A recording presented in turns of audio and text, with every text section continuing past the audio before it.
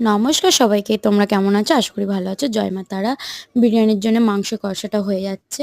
তোমরা দেখতে পাচ্ছ যে তেলে বেরেস্তা ভেজেছিলাম সেই তেলেই পেঁয়াজ আর কাঁচা লঙ্কা দিয়ে ভালো করে আদা রসুন বাটা দিয়ে মশলাটা করে নিচ্ছি। আর এদিকে দইটা ভালো করে ফেটিয়ে জিরের গুঁড়ো, হলুদের গুঁড়ো আর গুঁড়ো লঙ্কা দিয়ে ভালো করে ফেটিয়ে নিলাম। আর ওই তেলেতেও আমরা জিরের গুঁড়ো, হলুদের গুঁড়ো, লঙ্কার গুঁড়ো দিয়ে ভালো করে আর ওই ফেটানো দইটাও দিয়ে দেবো। হালকা করে জল দেবো, দিয়ে ভালো করে মশলাটা কষতে থাকবো।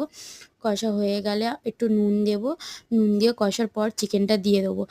চিকেনটা দেওয়ার পর সানরাইজ জিরের গুঁড়োও আমরা দিয়েছি। চিকেনটা দেওয়ার পর ভালো করে কষতে কষতে যখন একটু নিজের থেকেই তেল ছাড়বে তখন আমরা একটু বেরেস্তা দিয়ে দেবো। বেরেস্তা দিয়ে ভালো করে কষতে কষতে আলুটাও দিয়ে দেবো।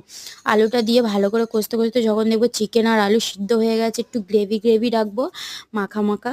তারপর আমরা বিরিয়ানির লেয়ারের জন্য চিকেনটা পুরোপুরি রেডি। ভালো লাগলে অবশ্যই জানিও, লাইক কমেন্ট শেয়ার করো, অবশ্যই সাবস্ক্রাইব করো প্লিজ।